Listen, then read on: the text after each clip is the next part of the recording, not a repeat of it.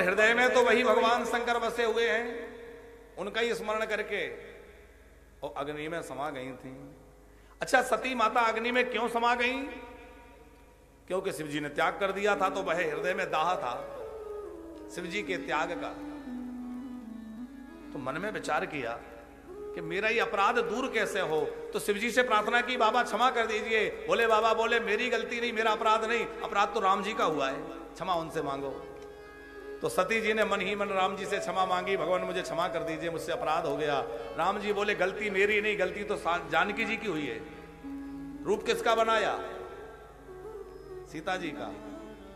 अरे भाई, हमारा रूप बना के कोई आपके यहां पहुंच जाए, हमारा नाम लेके महाराज जी ने भेजा है, तो हमारा अपराधी हुआ। तो जानकी का रूप बनाया तुमने, जानकी की अपराधी हो। बोले जानकी जी कहां है?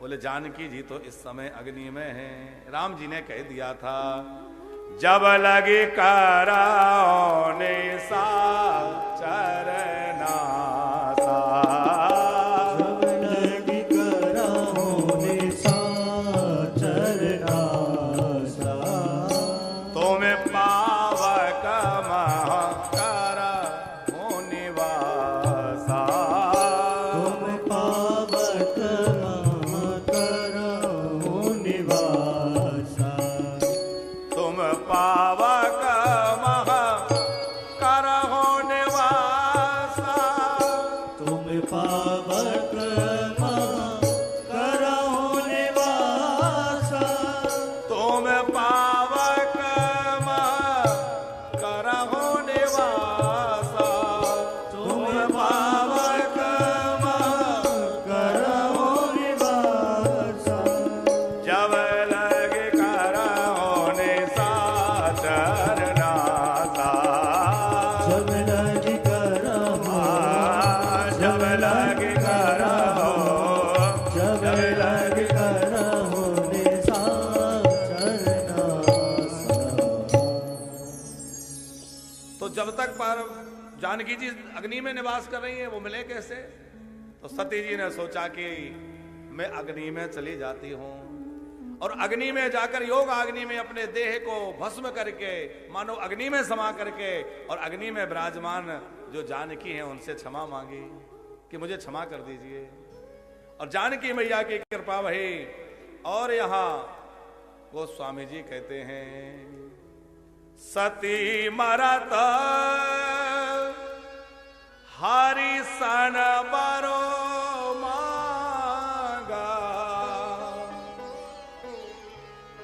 जन्म जन्म से वो पद अनुराग।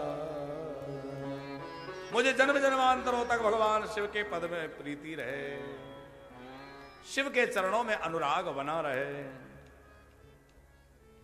और जब वो हिमालय राज की पुत्री बनकर पार्वती के रूप में आई तो उनके अवतरित होते ही संत पधारे। कौन आए? कल हमने सुना कि नारद जी पधारे, क्योंकि पार्वती श्रद्धा है और जब जीवन में श्रद्धा पैदा होती है तो संत का आगमन होता है। जीवन में श्रद्धा आएगी तो संत आएंगे और संत जीवन में आएगा तो बसंत आएगा। साहब, जीवन की कलियां खिल जाएंगी, जीवन आनंद से भर जाएगा, जीवन में एक नूतन चेतना, एक नई दिशा। क्योंकि संत आपके जीवन को निखारते हैं, वह आपको वासना से उपासना की ओर ले जाते हैं, वह आपको भोगों से योग की ओर ले जाते हैं, वह आपको आसक्ति से भक्ति की ओर ले जाते हैं। माता पार्वती को क्या कहा नारद जी ने? नारद जी की माता को नारद जी पार्वती जी की मां को कह रहे हैं, जो जो तप कराए कुमारी तुम्हारी। यदि तुम्हारी कुमारी माने तुम्हारी बेटी तपस्या करे तो निश्चित कल्याण होगा। और तप की महिमा देवर्षि नारद ने बतलाई है। तप बल रचई प्रपंच विधाता, तप बल विष्णु सकल जग ब्रह्मा जी सृष्टि का सृजन करते हैं किसके बल से? तपस्या के बल से। विष्णु पालन करते हैं तपस्या के बल से। तप बल शंभु करहे संघारा और तप बल से सधा रहे मही भारा। भगवान शंकर तपस्या के बल से ही संहार करते हैं। शेष नाग तपस्या के बल से ही पृथ्वी को धारण करते हैं। तप आधार सब सृष्टि भवानी।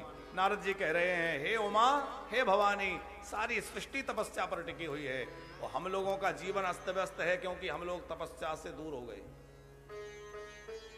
तपस्या का मतलब ये नहीं है कि ध्यान लगा के बैठ जाएं, कि समाधि लगा के बैठ जाएं, उसी को तपस्या कहते हैं। नहीं, तपस्या का मतलब है अपने नियम में दृढ़ रहना। सत्य बोलना भी तप है।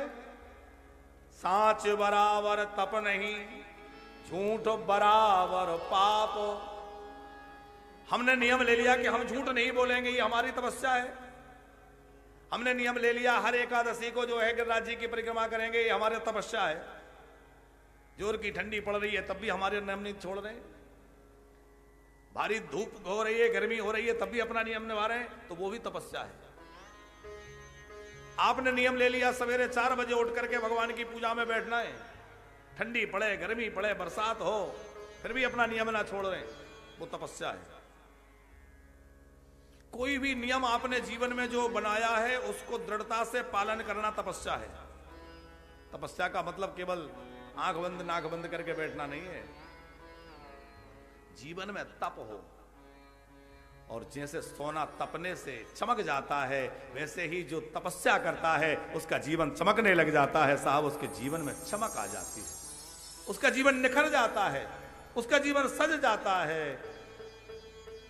क्योंकि भोगों से शरीर आपका तेज नष्ट होगा और भजन से आपका शरीर पुष्ट होगा। भजन करने वाले की आभा अलग होती है। चाहे जितने महंगे महंगे क्रीम रगड़ लो, चमक नहीं आएगी। भैया, सच पे चलना शुरू कर दो और अपना जीवन संयमित कर लो, अपने आप जीवन में चमक आ जाएगी। तपस्या करो, जीवन में चमक आ जाएगी। भजन करने वाले महात्माओं को देखिए कैसा अद्भुत तेज उनके चेहरे पे होता है। सहसा कोई उनसे नजरें नहीं मिला सकता।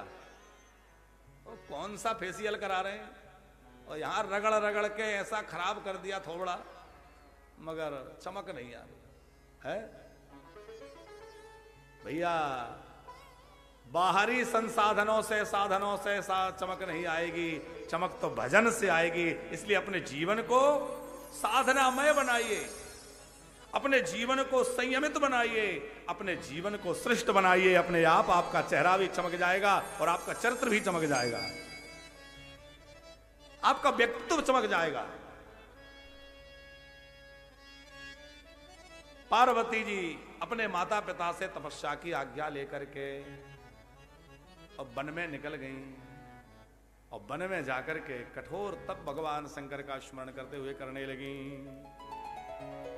इतना कठोर तप पार्वती जी ने किया कि बड़े बड़े योगी भी उनको देखकर लज्जित हो जावे। तप तो इसे कहते हैं।